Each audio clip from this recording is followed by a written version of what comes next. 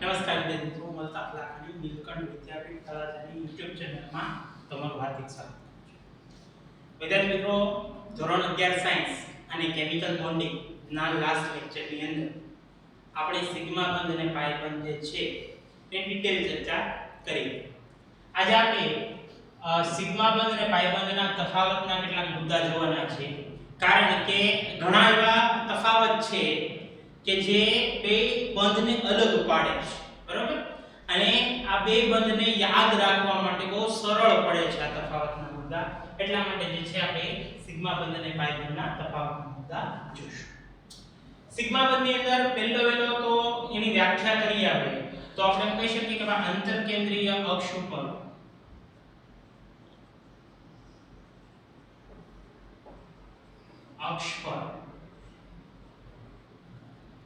શીર્ષથી શીર્ષ પ્રકારના અક્ષીય સમિશ્રણ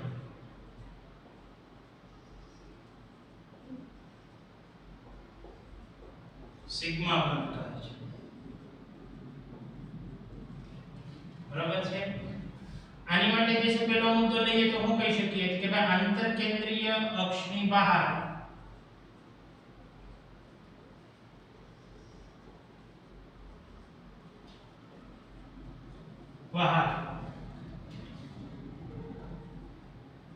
કક્ષકોના બાજુથી બાજુ પ્રકારના સમિશ્રણ ને પાયબંધ કહે છે. બીજો મુદ્દો છે કે ભાઈ કઈ કક્ષકો વચ્ચે જે છે સિગ્મા બંધ બને, કે ભાઈ કયા સમિશ્રણ વચ્ચે, કે ભાઈ S S સમિશ્રણ, બરાબર, SP સમિશ્રણ, અને જો Z અક્ષને આપણે જે છે એ આંતર કેન્દ્રીય અક્ષ લઈએ તો PZ વચ્ચે જે છે સિગ્મા બંધ બને છે. Z અક્ષ આંતર કેન્દ્રીય, બરાબર છે? જ્યારે પાઈ બંધ જે છે એમાં આપણે તમને વાત કરી હતી કે ભાઈ p પાઈ d પાઈ હોય, p પાઈ d પાઈ હોય, d પાઈ d પાઈ, પણ આપણે અહીંયા p પાઈ ની વાત છે તો px અને py સમિશ્રણ છે.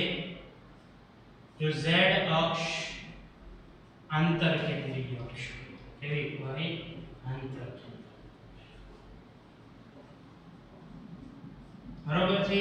તો એ સમિશ્રણથી પાઈ બંધ બને. હવે પછીનો સવાલ, બે બંધમાંથી મજબૂત બંધ કયો? તો યાદ રાખજો કે ભાઈ સિગ્મા બંધ છે એ અક્ષ ઉપર બંધ બને છે, તો એમાં સમિશ્રણ વધુ થાય છે, અને સમિશ્રણ વધુ થાય ને એમ એ બંધ છે એ મજબૂત હોય છે એમ માની શકીએ છીએ. તો આપણે અહીં લખી શકીએ ત્રીજો મુદ્દો કે ભાઈ સિગ્મા બંધ એ અક્ષ ઉપર બનતો બંધ, અક્ષ ઉપર બને છે માટે તેનું સમિશ્રણ વધુ થાય છે, તેથી તે મજબૂત બંધ હોય છે. આનાથી તદ્દન ઉલટું જે છે પાઈ બંધ માટે હોય છે. પાઈ બંધ છે એ આંતર કેન્દ્રીય અક્ષ ની બહાર, અક્ષની બહાર બનતો બંધ છે, બરાબર છે? તેથી તેનું સમિશ્રણ ઓછું થતું હોવાથી તે બંધ નિર્બળ હોય છે. હું તમને એક્ઝામ્પલ આપીને સમજાવું તો તમને વધારે આઈડિયા આવે. વિદ્યાર્થી મિત્રો, બે રોડ બનતા હોય છે. ધારો કે એક રોડ અહીંયા બને છે, એક રોડ આ બાજુ. એક રોડની અંદર જે છે એ સળિયા નાખે છે, એટલે સળિયાની જે છે ઓલી આખી બનાવે ને ડ્રીલ, એ સળિયા નાખે છે અને એની ઉપર સિમેન્ટ નાખીને એ રોડ બનાવે છે. બીજા રોડની અંદર માત્ર સિમેન્ટ જ નાખે છે, એમાં સળિયા નાખ્યા નથી. હવે તમે મને કયો વિચારીને કયો બંધ મજબૂત હશે? સ્વાભાવિક છે જેમાં સળિયા નાખાય, જેમાં આધાર છે. આધાર જેના ઉપર હોય ને, બરોબર, અને એની ઉપર જે બંધ બનતો હોય એ મજબૂત બંધ. બીજા રોડમાં જે છે આપણે આધાર તરીકે કાંઈ નથી લીધું. પહેલા રોડની અંદર જે છે આધાર તરીકે સળિયા લીધા. એવી રીતે સિગ્મા બંધનું એવું છે, એમાં આધાર તરીકે અક્ષ હોય છે, અક્ષની ઉપર બંધ બને છે. પાય બંધ છે એ અક્ષની બહાર બને. બહાર બને એટલે એ બંધ નબળો હોય છે, અક્ષ ઉપર બને એટલે એ બંધ પ્રબળ હોય છે. બરોબર છે? આ એક સમજવા જેવી બાબત છે. પછી એક છે ચોથો મુદ્દો કે ભાઈ કોઈ પણ બહુબંધ હોય એમાં સિગ્મા બંધ કેટલા હોય? તો સિગ્મા બંધ હંમેશા એક જ હોય. બરોબર છે? તો આપણે કહી શકીએ કોઈ પણ બે પરમાણુમાં સૌપ્રથમ બંધ સિગ્મા બને છે અને બાકીના પાય બંધ બને છે. કોઈ બે પરમાણુ વચ્ચે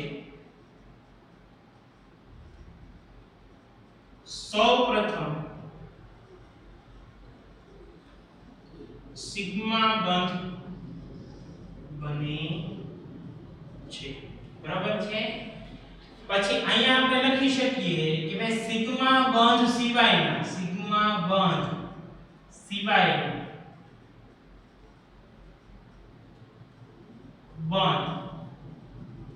એ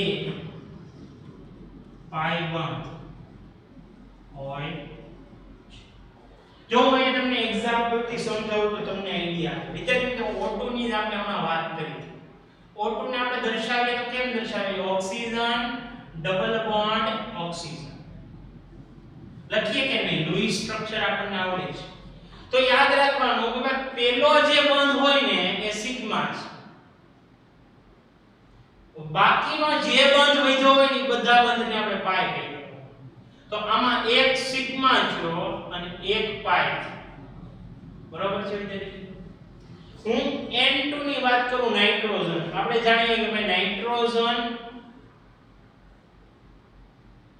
નાઇટ્રોજન વચ્ચે ટ્રિપલ બોન્ડ છે. કેટલા છે? ટ્રિપલ.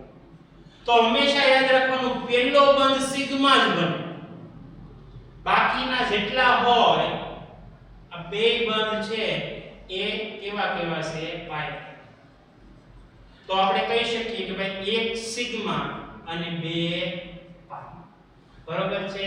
તો આ રીતે આપણે સિગ્મા પાય જે છે નક્કી કરી શકીએ. હમણાં હું તમને કેટલાક એક્ઝામ્પલો આપીશ ઘણા બધા, અને એના આધારે જે છે આપણે સિગ્મા બંધ કેટલા અને પાય બંધ કેટલા એની સમજૂતી જોશું. તો યાદ રાખજો, કોઈ પણ બે પરમાણુ વચ્ચે પહેલો બંધ સિગ્મા જ બને છે અને પહેલો ને છેલ્લો હોય. પછી જે છે બીજો સિગ્મા ની પરમાણુ પર બે પરમાણુ વચ્ચે સિગ્મા બંધ બનતો નથી. એ પછી બે પરમાણુ વચ્ચે જે બંધ બને પાય જ હોય છે. આ સમજવા છે. પાંચમો જે મુદ્દો છે ને, જે તમારે આમ ગણો તો આના માટે નવો કહેવાય, પરંતુ તમે ઓર્ગેનિકમાં જાશો, ઓર્ગેનિક અથવા આગળના બીજા જે છે મોટા ધોરણોમાં ત્યાં તમારે કામ આવશે. નીટ જેડબલ્યુ માટે અગત્યનો છે એ છે કે ભાઈ આંતરકેન્દ્રીય અક્ષ ઉપર પરિભ્રમણ. આ જે બંધ છે ને સિગ્મા બંધ, આપણે આ રીતે જો હું અહીંયા દર્શાવું તમને થોડોક આઈડિયા આવે. ધારો કે આ જે છે PP સમિશ્રણ છે અને આંતરકેન્દ્રીય અક્ષ ઉપર છે. બરાબર છે? હવે આને આપણે રોટેશન આપીએ કે ભાઈ આને આપણે ફેરવીએ. ધારો કે આ એક લાકડી છે એના પર બંધ છે, તો આ બે એક આરે ફરશે. એનો મતલબ એ અક્ષની આજુબાજુ જે છે એનું પરિભ્રમણ શક્ય છે. જ્યારે પાઈ બંધની વાત કરીએ ને કે ભાઈ આ જે છે આંતરકેન્દ્રીય અક્ષ છે, આ પાઈ બંધ છે, બરોબર છે, જેમાં અહીંયા સંમિશ્રણ હોય છે, બરોબર છે। હવે જ્યારે આને રોટેટ કરવા જઈએ ને ત્યારે આ એક સમતલની ઉપર હોય, એક સમતલની નીચે હોય, સમતલ અહીંયા હોય। હવે તમને એમ કહું કે પુઠ્ઠું હોય, બરોબર, પુઠ્ઠું એક ઉપર છે એક નીચે છે, ફેરવવા જઈએ આપણે ઉપરના એટલે પુઠ્ઠા અને ભટકાઈ શકે કે અહીંથી અહીંયા, બરોબર, એટલે એ બ્રેક થઈ જાય છે, ઉપરનું ઇલેક્ટ્રોન વાદળ એ સમતલ હારે અથડાય અને એ બ્રેક થઈ શકે છે। એટલે સમતલની ઉપર અને સમતલની નીચે છે એટલે એને જ્યારે તમે રોટેટ કરવા જાઓ બી, બરોબર છે, આ બી ને રોટેટ કરવા જાઓ તો બ્રેક થઈ જાય છે, તૂટી જાય છે। તો આપણે કહી શકીએ પાઈ બંધ છે એનું અવકાશીય પરિભ્રમણ શક્ય નથી, જ્યારે સિગ્મા બંધનું અવકાશીય પરિભ્રમણ શક્ય છે।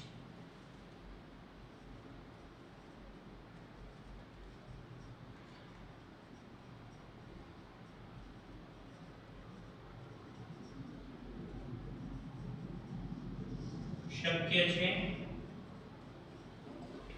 જ્યારે પાઈ બંધનું અવકાશી પરિભ્રમણ શક્ય નથી, કારણ કે કક્ષકો તૂટી જાય છે કે ભાઈ જે સંમિશ્રણ પામેલી કક્ષકો હોય એ તૂટી જાય અથવા તો બંધ તૂટી જાય છે, અથવા અહીંયા બંધ તૂટી જાય નથી, પાઈ બંધ તૂટી જાય છે, બરાબર છે। તો આ હતા સિગ્મા બંધ અને પાઈ બંધના તફાવતના મુદ્દા। આ નોટ કરો, પછી આપણે કેટલાક એક્ઝામ્પલ લેશું અને એ એક્ઝામ્પલમાં સિગ્મા બંધ કેટલા થશે અને પાઈ બંધ કેટલા થશે એની સમજૂતી જોશું। હવે આપણે જે છે એ કેટલાક એક્ઝામ્પલ જોવાના છે જેમાં સિગ્મા બંધ અને પાઈ બંધની ગણતરી કરવાની છે। હવે આમાં જેટલા એક્ઝામ્પલ લીધા એમાંથી બે એક્ઝામ્પલ છે તો મને સ્વાધ્યાયમાં આવી ગયા છે, આ બે એક્ઝામ્પલ ભેગા મળીને સ્વાધ્યાયનો પ્રશ્ન છે તો એ તમે ચેક કરી લેજો, સોલ્વ કરી નાખજો, બરાબર છે। એટલે આપણે તો બધા એક્ઝામ્પલ જોશું એટલે તમને જે છે ખ્યાલ આવશે કે કઈ રીતે જે છે એ સિગ્મા બંધ ને પાઈ બંધ છે। પહેલું જે છે એક્ઝામ્પલ લઈએ H2SO4, બરાબર છે।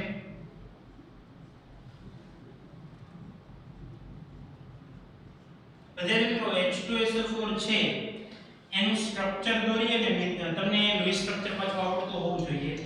તો સ્ટ્રક્ચર કંઈક આ રીતનું થાય છે કે ભાઈ સલ્ફર છે ડબલ બોન્ડ ઓક્સિજન થી જોડાણો છે, double bond oxygen, single bond oxygen, single bond hydrogen, single bond oxygen, single bond hydrogen, બરાબર।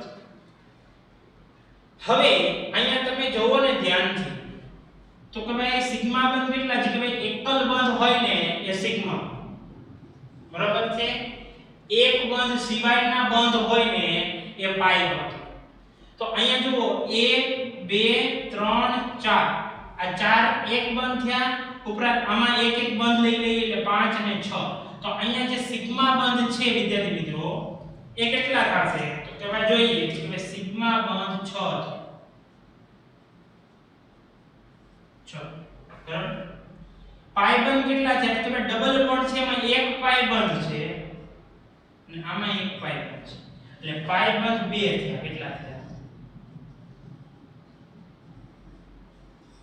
બરાબર છે। પેલો જે છે અણુ અહીંયા આપણો પૂરો થાય, બરાબર। પછી આપણે જે છે વિદ્યાર્થી મિત્રો બીજો અણુ લઈએ આપણે,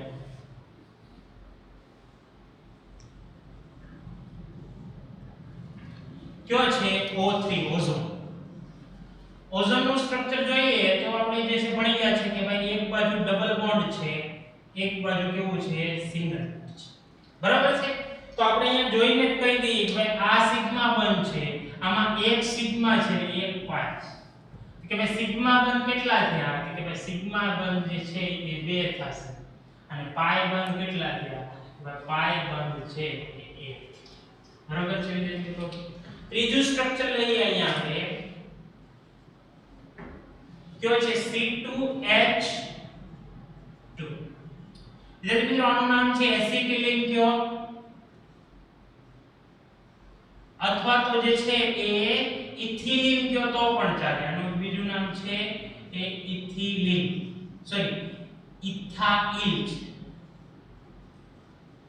ઇથાઇલ બરાબર છે તો આનું સ્ટ્રક્ચર માં કેવું છે કે ભાઈ કાર્બન છે એમની વચ્ચે ટ્રિપલ બોન્ડ છે પછી હાઇડ્રોજન સાથે સિંગલ બોન્ડ છે બે બાજુ આ એનું લૂઈસ સ્ટ્રક્ચર છે બરાબર છે તો અહીંયા આપણે જોઈ શકીએ છીએ કે ભાઈ અહીંયા આ સિગ્મા બોન્ડ છે આ સિગ્મા છે ટ્રિપલ બોન્ડ માં એક સિગ્મા હોય ને બાકીના બે પાઈ હોય બરાબર છે તો ટોટલ સિગ્મા કેટલા છે 1 2 ને 3 તો સિગ્મા બંધ જે છે 3 થાય છે પાઈ બંધ કેટલા થશે 2 થશે બરાબર છે પાઈ બંધ જે છે અહીંયા 2 જોવા મળે છે પછી આપણે એક સ્ટ્રક્ચર લઈએ વિદ્યાર્થી મિત્રો C2H4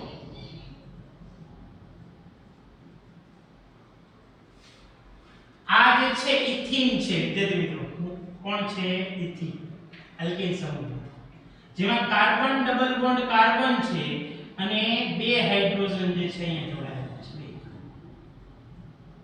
આનું લૂઈસ સ્ટ્રક્ચર છે બરાબર છે તો અહીંયા તમે જોઈ શકો છો કે એકલ બંધ બધા સિગ્મા આ સિગ્મા બંધ છે આ સિગ્મા બંધ છે આ સિગ્મા બંધ છે આ સિગ્મા બંધ છે બરાબર છે વચ્ચે ડબલ બોન્ડ છે એમાં એક સિગ્મા છે એક પાઈ છે બરાબર તો આપણે કહી શકીએ કે ભાઈ 1 2 3 4 ને 5 સિગ્મા બંધ છે સિગ્મા બંધ કેટલા થયા 5 પાઈ બંધ કેટલા થયા કે પાઈ બંધ 1 છે કેટલો છે બરાબર છે ચોથું એક્ઝામ્પલ તો પછી પાંચમું એક્ઝામ્પલ લઈએ વિદ્યાર્થી મિત્રો C2H6 બરાબર આને આપણે ઇથેન કહીએ છીએ શું કહીએ છીએ એનું સ્ટ્રક્ચર સિમ્પલ છે કાર્બન સિંગલ બોન્ડ કાર્બન બાકી કાર્બન ઉપર હાઇડ્રોજન જે છે એની સંયોજકતા પૂરી કરી છે તો અહીંયા જોઈ શકો બધા સિંગલ બંધ જ છે બધા કેવા છે single sigma sigma sigma sigma sigma sigma ને સિગ્મા ત્રણ સિગ્મા અહીંયા ત્રણ અહીંયા વચ્ચે એક સિગ્મા એટલે સિગ્મા બંધ ટોટલ કેટલા થયા 7 પાઈ બંધ કે ભાઈ પાઈ બંધ છે એ 0 છે કેવા છે 0 છે પછી આગળ વધીએ આપણે વિદ્યાર્થી મિત્રો પછી એક્ઝામ્પલ છે C6H6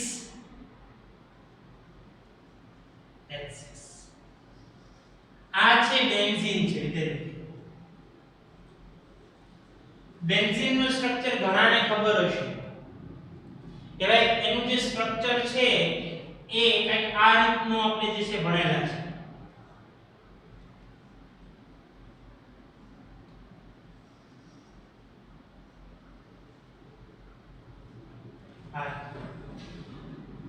વિદ્યાર્થી મિત્રો અહીંયા ધ્યાન રાખજો કે ભાઈ અહીંયા જે ખૂણા છે ને બધા એ કાર્બન છે શું છે કાર્બન બરાબર તો કાર્બન કાર્બન વચ્ચે ડબલ બોન્ડ કાર્બન કાર્બન વચ્ચે સિંગલ બોન્ડ પણ બાકીના જે હાઇડ્રોજન છે બધા અહીંયા ગોઠવાયેલા છે તો આનું સ્ટ્રક્ચરને થોડુંક મોડિફાઈડ કરું તો એને લખું તો કંઈક આ રીતે લખી શકું તો કે carbon double bond carbon single bond carbon double bond carbon single bond carbon double bond carbon હવે બધા કાર્બન ઉપર એક એક હાઇડ્રોજન પણ આવેલું છે કે H6 એનો મતલબ 6 હાઇડ્રોજન છે જે બધા કાર્બન ઉપર આવેલા છે બરાબર છે તો જુઓ તો અહીંયા સિગ્મા બંધ કેટલા થશે વિદ્યાર્થી તો અહીંયા આ જે ઉપર છે એ બધા તો એકલ બંધ જ છે એટલે 6 સિગ્મા બંધ તો જે છે એ ઉપર જ આવી ગયા હા ઘણી વખત તમને આવું પૂછી છે જો આની અંદર કેમ હતું કે ભાઈ સિગ્મા 1 જે છે ટોટલ 7 છે, પણ અહીંયા આપણે અલગથી લખવું હોય તો લખી શકીએ કે ભાઈ કાર્બન હાઇડ્રોજન છે એના સિગ્મા 1 6 છે, કાર્બન કાર્બન સિગ્મા 1 1 છે. અને અલગથી લખવો જ લખી શકીએ. એમ આપણે અહીંયા અલગથી લખવો તો કે કાર્બન અને hydrogen carbon hydrogen carbon hydrogen carbon hydrogen, તો કે ભાઈ કાર્બન અને હાઇડ્રોજન સિગ્મા 1 કેટલા છે તો કે ભાઈ 6 છે. પછી કે અહીંયા એક સિગ્મા 1 હોય, અહીંયા એક સિગ્મા 1 હોય, અહીંયા એક સિગ્મા 1 હોય, ડબલ બોન્ડમાં એક સિગ્મા 1 હોય ને, અહીંયા એક સિગ્મા 1 હોય, અહીંયા એક સિગ્મા 1 હોય, અહીંયા સિગ્મા. તો કાર્બન કાર્બન પ્રકારના જે છે સિગ્મા 1 છે એ કેટલા છે કે ભાઈ એ પણ 6 છે. હવે કાર્બન કાર્બન વચ્ચે જે પાઈ બંધ છે એ તો આપણે જોઈ શકીએ 3 છે. કેટલા છે તો અહીંયા 12 સિગ્મા બંધ છે અને 3 પાઈ બંધ છે એમ કહી શકીએ બેન્ઝીન. બરોબર છે. પછી આપણે આગળ વધીએ. 7મો એક્ઝામ્પલ એ છે આપણી પાસે CH3COOH. જેનું સ્ટ્રક્ચર યાદ રાખવા જેવું છે. કાર્બન બીજા કાર્બન સાથે જોડાણો, આ કાર્બન ઉપર 3 હાઇડ્રોજન છે એટલે CH3 થઈ ગયું. C ડબલ બોન્ડ O, આ જે છે કાર્બોનિલ સમૂહ છે એટલે ડબલ બોન્ડ O હોય અને OH જે છે અહીંયા જોડાણો હોય. બરાબર છે. તો આ સ્ટ્રક્ચરને ધ્યાનથી જુઓ તો ખ્યાલ આવી જાય કે ભાઈ આ સિગ્મા 1 છે, આ સિગ્મા 1 છે, આ સિગ્મા 1, આની વચ્ચે સિગ્મા 1 છે, ઉપર એક સિગ્મા 1 છે, એક પાઈ 1 છે, આ એક સિગ્મા 1 છે, આ કેવો છે સિગ્મા. બરાબર છે. તો અહીંયા જુઓ કાર્બન અને હાઇડ્રોજન પ્રકારના સિગ્મા 1 કેટલા થયા કે ભાઈ 1 2 ને 3 કેટલા થયા 3. કાર્બન કાર્બન વચ્ચેના સિગ્મા 1 કેટલા થયા કે ભાઈ 1 કેટલા થયા 1. કાર્બન અને ઓક્સિજન પ્રકાર કેટલા થયા કે ભાઈ એક અહીંયા છે અને એક અહીંયા છે. એટલે કાર્બન અને ઓક્સિજન પ્રકારના સિગ્મા 1 2. ઓક્સિજન અને હાઇડ્રોજન પ્રકારનો સિગ્મા 1 કેટલો થયો 1 છે. તો ટોટલ જે છે સિગ્મા 1 કેટલા થયા કે 3 ને 3 6 ને 1 7 સિગ્મા 1 જે છે એ કેવા થયા કે ભાઈ આની અંદર જે છે કે સિગ્મા 1 જોડો. એક કાર્બન અને ઓક્સિજન નો પાઈ બંધ છે એ એક જ જે છે આમાં જોવા મળે છે. બરાબર છે. આ રીતે દર્શાવી શકીએ છીએ. પછી વિદ્યાર્થી મિત્રો છે વિનાઇલ સાયનાઇડ. વિનાઇલ સાયનાઇડ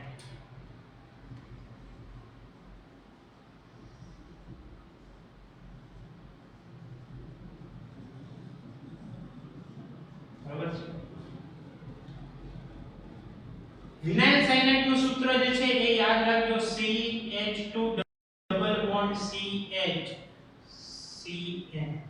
આ છે વિનાઇલ સાયનાઇડ નું સૂત્ર. તમને આમ સ્ટ્રક્ચર આપ્યું હોય તો તમને કન્ફ્યુઝન થઈ જાય, છતાં આપણે અહીંયા દોર્યું. કાર્બન સાથે 2 હાઇડ્રોજન છે જોડાયેલા, પછી કાર્બન કાર્બન વચ્ચે ડબલ બોન્ડ છે, ઈ કાર્બન હારે એક હાઇડ્રોજન જોડાયેલો છે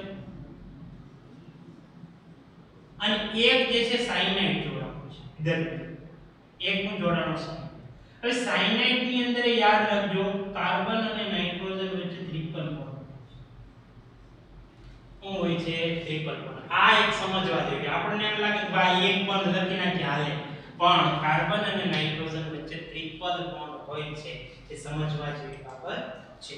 તો અહીંયા જો સિગ્મા 1 જે છે આપણી પાસે છે એટલા 1 2 3 4 5, આમાં એક સિગ્મા છે એટલે ટોટલ જે છે સિગ્મા 1 એટલા તો ફરીવાર ગણી નાખીએ 1 2 3 4 5 6 6 સિગ્મા 1 છે.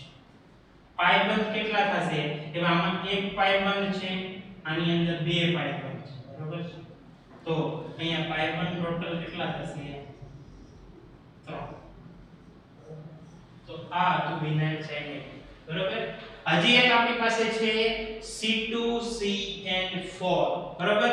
ચાલો C2CN4 છે એ હું તમને હોમવર્ક તરીકે આપું છું અને એની માટે હિન્ટ તમને આપી દઉં છું. આ C2H4 C2H4 માં જ્યાં જ્યાં હાઇડ્રોજન હતો ને ત્યાં CN એટલે સાયનાઇડ ઉમેરી દેવાનું છે અને પછી મને કહેવાનું છે કેટલા પાઈ બંધ થશે અને કેટલા સિગ્મા. આ તમને હોમવર્ક આપું છું, બરોબર છે? તો આ તમે ઘરે કરજો.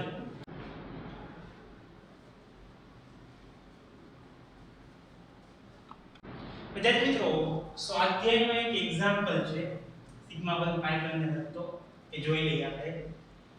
સ્વાધ્યાયનો 4.29 એક્ઝામ્પલ છે. એમાં હું લખ્યું છે કે x અક્ષને આપણે આંતરકેન્દ્રીય અક્ષ લેવાનું છે. યાદ રાખજો, જો અહીં શબ્દ ઉપર ભાર આપજો, x અક્ષ છે એ આંતરકેન્દ્રીય અક્ષ છે. તો નીચેનામાંથી કોણ સિગ્મા બંધ રચશે અને કોણ નહીં રચે? સિગ્મા બંધ રચશે તો એનું કારણ જણાવો અને નહીં રચે તો એનું કારણ જણાવો. ઓકે છે, બરોબર છે? તો આપણે જોઈ શકીએ, મેં તમને કીધું હતું એમ કે ભાઈ s અને s વચ્ચે હંમેશા સિગ્મા બંધ છે, બરાબર? તો આપણે અહીંયા કહી શકીએ કે ભાઈ s છે એની વચ્ચે સિગ્મા બંધ બને. સિગ્મા બંધ બને છે. તમને કારણ પૂછે તો આપણે કહી શકીએ s અક્ષ ગોળાકાર છે અને એ હંમેશા કોઈ પણ અક્ષને આંતરકેન્દ્રીય અક્ષ લ્યો તો આ જે છે s અક્ષ એ આંતરકેન્દ્રીય અક્ષની ઉપર જ હોય, બરાબર છે? તો હું તમને એક્ઝામ્પલની રીતે જો સમજાવું કે ધારો કે આ x અક્ષ છે, બરાબર? આ y અક્ષ છે અને આ z અક્ષ છે, બરાબર છે? તો અહીંયા s અક્ષ લઈ લો, s અક્ષ તો જો એ બધી કક્ષકો ઉપર છે. એવું નથી કે x ઉપર છે, y ઉપર છે, z એ બધી કક્ષકો ઉપર છે. એટલે s કક્ષક જે હંમેશા આંતરકેન્દ્રીય અક્ષ ઉપર અને અક્ષ ઉપર જે બંધ બને સિગ્મા બંધ બને. આ સિગ્મા બંધ બન્યો. હવે s ની હારે 2px. હવે px છે એ આંતરકેન્દ્રીય અક્ષ છે, બરાબર? એટલે એના હારે 1s જે છે એ સિગ્મા બંધ બનાવશે. શું બનાવશે? સિગ્મા બંધ બનાવશે. સિગ્મા બંધ બને છે. 2py અને 2py તો જોઈ લો, અહીંયા ખ્યાલ આવી જાય. x અક્ષની બહાર થયું તો આમની વચ્ચે જે બંધ બનશે એ પાઈ બંધ છે.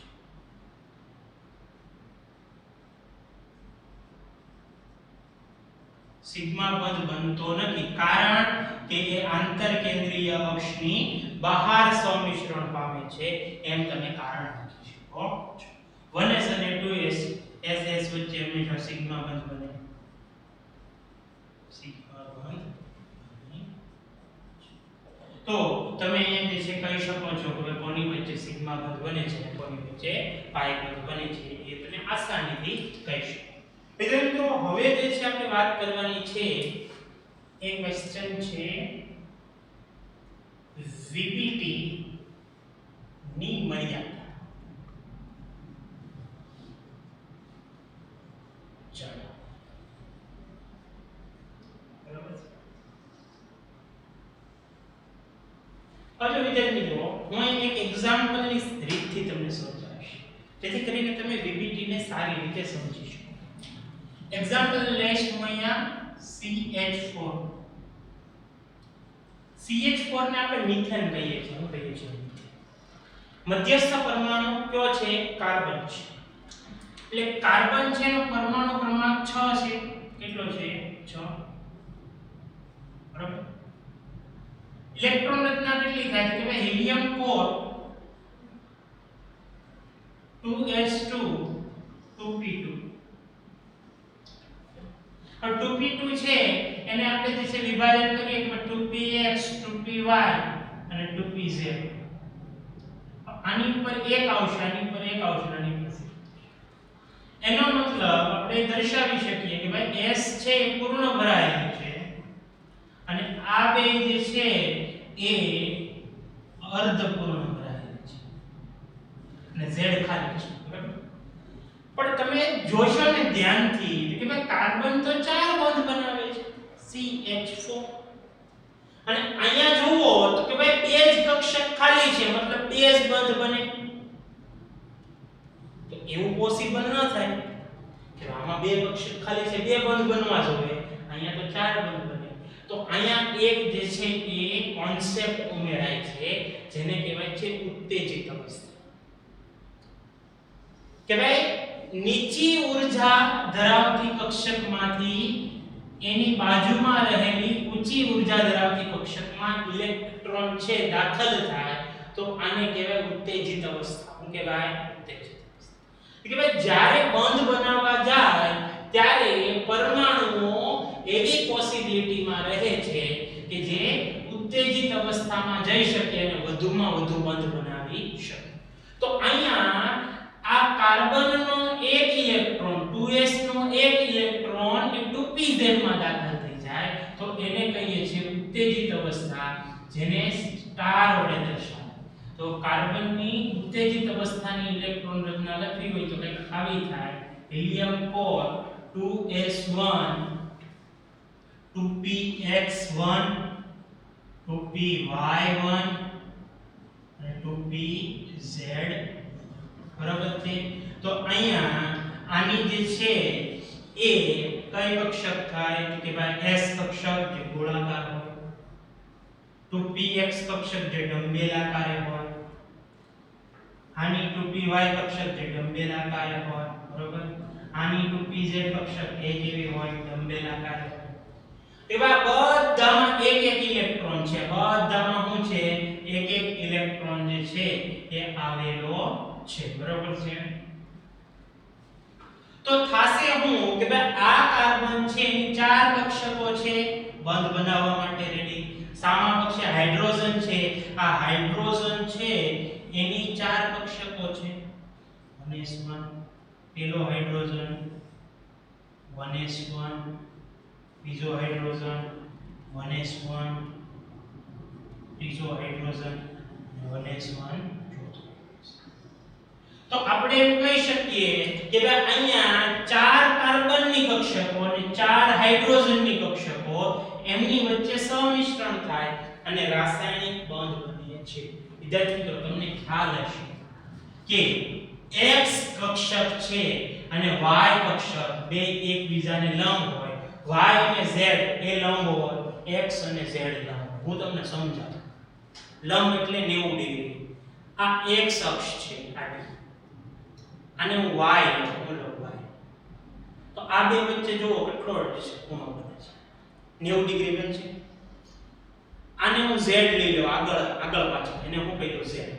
તો z અને x એની વચ્ચે 90 ડિગ્રી, z અને y બ્લુ પેન એની વચ્ચે કેટલો બન્યો 90 ડિગ્રી બન્યો. તો ત્રણેય કક્ષકો એકબીજાને લંબ છે એટલે 90 ડિગ્રીના ખૂણે છે. કેટલા ડિગ્રીના ખૂણે છે? 90. તો અહીં હું દર્શાવું આને જે છે એ હું x કહી દઉં. હું કહી દઉં x અક્ષ. બરાબર છે? આને હું z કહું. હું કહી દઉં z. આને હું y કહું. કહી દઉં.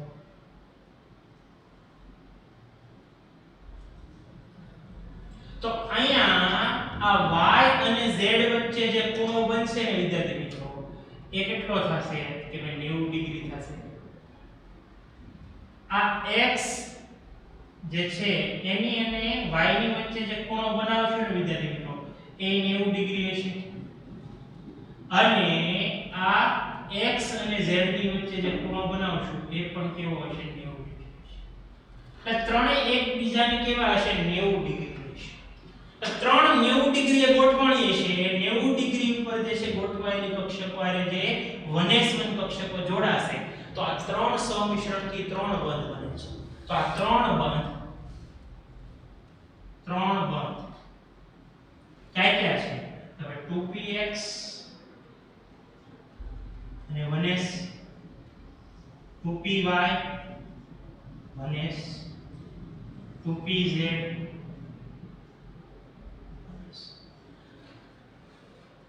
આ 90 ડિગ્રી છે, આ 90 ડિગ્રી અને 90 ડિગ્રી છે ત્રણેય વચ્ચે. તો આ ત્રણેય વચ્ચેનો જે બંધ છે ત્રણ સિગ્મા બંધ એ 90 ડિગ્રી હશે. 90 ડિગ્રી હોય છે. હવે તમને સવાલ થાય કે સાહેબ આ 2s અને 1s નો બંધ શું થાય?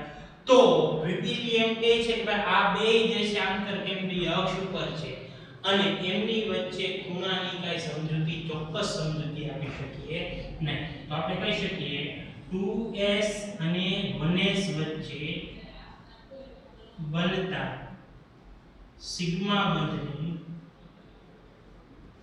સમજૂતી મળતી નથી.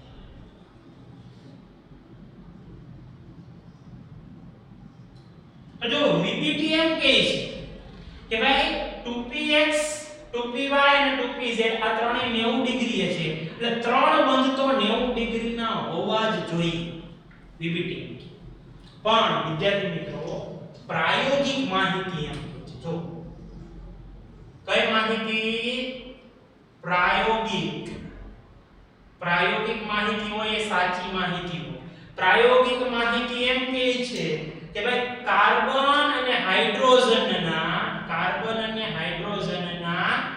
ચારેય બંધ સમાન હોય છે અને કાર્બન હાઇડ્રોજન નો બંધ ખૂણો 109 ડિગ્રી અને 28 મિનિટ જોવા મળે છે.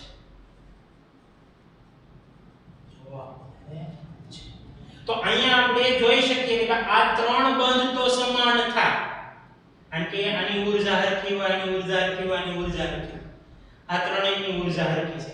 તો ત્રણ બંધ તો સમાન થાય છે, પણ આ બેયનો બંધ સમાન થતો નથી. ઉપરાંત ત્રણ બંધ 90 ડિગ્રી હોવા જોઈએ એમ VBT કહે છે. એક બંધની તો એને ખબર નથી. તો ત્રણ બંધ 90 ડિગ્રી હોવા જોઈએ, પણ અહીંયા તો એમ કે બધા બંધ જે છે 109 ડિગ્રી 28 મિનિટ હોવા છે. તો આપણે એમ કહી શકીએ કે ભાઈ VBT એ અણુમાં રહેલા બંધો અને